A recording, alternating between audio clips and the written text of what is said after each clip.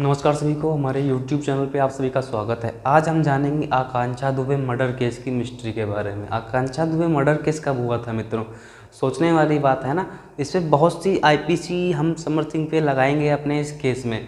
मैं एक एडवोकेट हूँ, इसके नाते कितनी आईपीसी लग सकती हैं उस मर्डर केस मिस्ट्री पे, आइए हम आज चर्चा करने वाले हैं। उसको इंसाफ दिलाना है तो आप सभी लोग हमारे चैनल को सपोर्ट करें और इस वीडियो को ज़्यादा से ज़्यादा वायरल करें।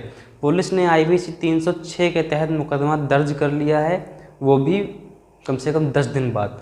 तो आईपीसी 306 एक नॉर्मल आईपीसी है, इससे वो कभी भी कोई भी अपराधी बच के जा सकता है ना। तो आइए शुरू करते हैं। पहले हमें टॉपिक आकांक्षा दुबे के बारे में। आकांक्षा दुबे केस के बारे में क्या जानते हैं आप लोग? 25 मार्च को हत्या हुई कहाँ? वाराणसी में। 25 मार्च फिल्म की शूटिंग के दौरान आकांक्षा दुबे जी वाराणसी में गई थी। उसके बाद उनकी हत्या हो गई एक होटल में, और लोगों ने बताया कि वह हत्या नहीं है, वह एक सुसाइड है। तो सुसाइड केस में जब हमारा मेडिकल चेकअप होता है तो मेडिकल चेकअप में कान की हड्डी व मारपीट आया जो है ना, अभी फुली रिपोर्ट नहीं आई है, उसके बावजूद भी हम पूरी आशा के साथ कह सकते हैं कि ये एक सुसाइड केस नहीं हो सकता, ये मर्डर केस है। हमारे उत्तर प्रदेश की पुलिस भ्रष्टाचार को बढ़ावा दे रही है ना। समर सिंह जैसे लोग हैं, संजय सिंह जैसे लोग हैं, महा पावरफुल बाहुबली टाइप के, तो इनके पास पैसों का पावर जो है ना बहुत ज़्यादा होता है, तो पुलिस वालों को पैसा दे के सब खरीद लेते हैं, है ना।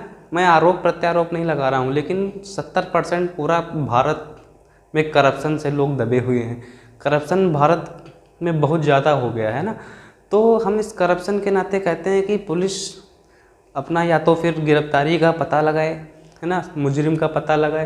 पहली बात तो 25 मार्च को मर्डर हुआ, उसके बाद कोई कार्रवाई नहीं की गई। और कार्रवाई कब की गई? 6 अप्रैल को, है ना। कितना दिन हो गया मित्रों? 10 दिन बाद उस पर कार्रवाई की गई। उससे पहले उत्तर प्रदेश की पुलिस सो रही थी क्या? जवाब दे हमें।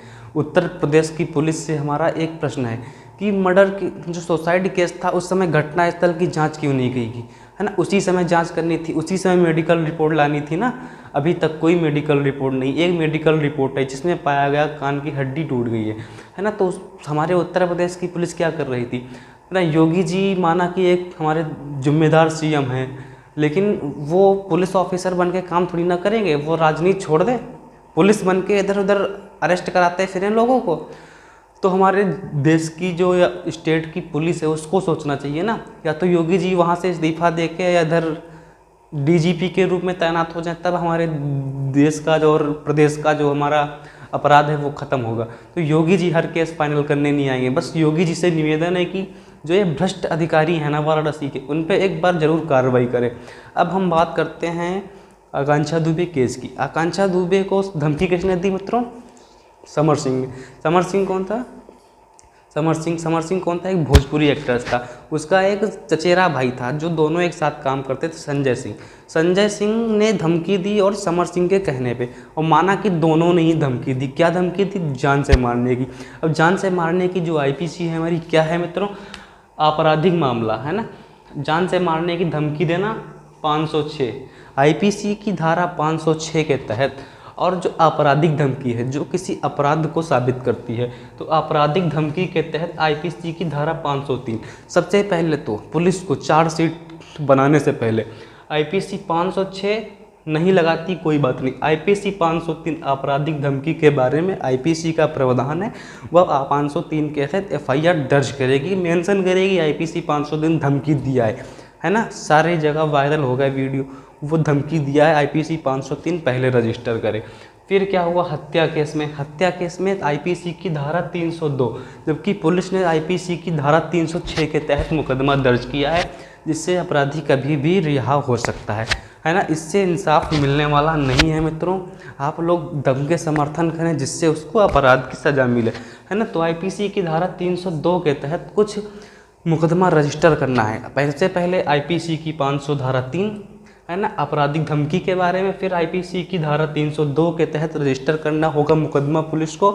उसके बाद मारपीट किया ना होता तो कान की हड्डी नहीं टूटती और मेडिकल रिपोर्ट में ही नहीं आता, तो आपराधिक मामला तो बना ही। साथ में आईपीसी की धारा 323 मारपीट, है ना। अब संजय सिंह हो या समर सिंह हो, आकांक्षा दुबे के साथ मारपीट की, इसीलिए तो कान की हड्डियां टूटी, तो उस केस में आईपीसी की धारा 323 के तहत मुकदमा रजिस्टर करें। फिर हम बात करते हैं ब्लैकमेलिंग की। समर सिंह व संजय सिंह के कुछ भी साक्ष्य सामने आ रहे हैं सोशल मीडिया पे, वहाँ पे बोला जा रहा है कि उनको अश्लील वीडियो बना के ब्लैकमेल किया जा रहा था। तो आईपीसी की धारा 384 है ना, आईपीसी की धारा 384 ब्लैकमेलिंग है ना, ब्लैकमेल करना जघन्य अपराध है, जिसको हम आईपीसी की धारा 384 के तहत भी मुकदमा रजिस्टर्ड करेंगे। उसके बाद शोषण, हमारे भारतीय संविधान में शोषण के विरुद्ध अधिकार दिया गया है। हर व्यक्ति शोषण के विरुद्ध अधिकार देता है, और जब शोषण के विरुद्ध अधिकार होता है, पुलिस वाले कार्रवाई नहीं करते, उस कंडीशन में आर्टिकल 32 का उपयोग करके हम सुप्रीम कोर्ट में एक अपील दायर करते हैं। उस केस में सुप्रीम कोर्ट जो हमारा होता है, उसमें 34 जजेस जो बैठते हैं ना, वो उस पर संज्ञान में लेते हुए जो हमारे अधिकारी होते हैं ना, उनको कार्य करने का आदेश देते हैं, अपने कर्तव्यों का पालन करें। ये हमारी 5 प्रकार की रेट्स होती है शोषण के विरुद्ध, है ना।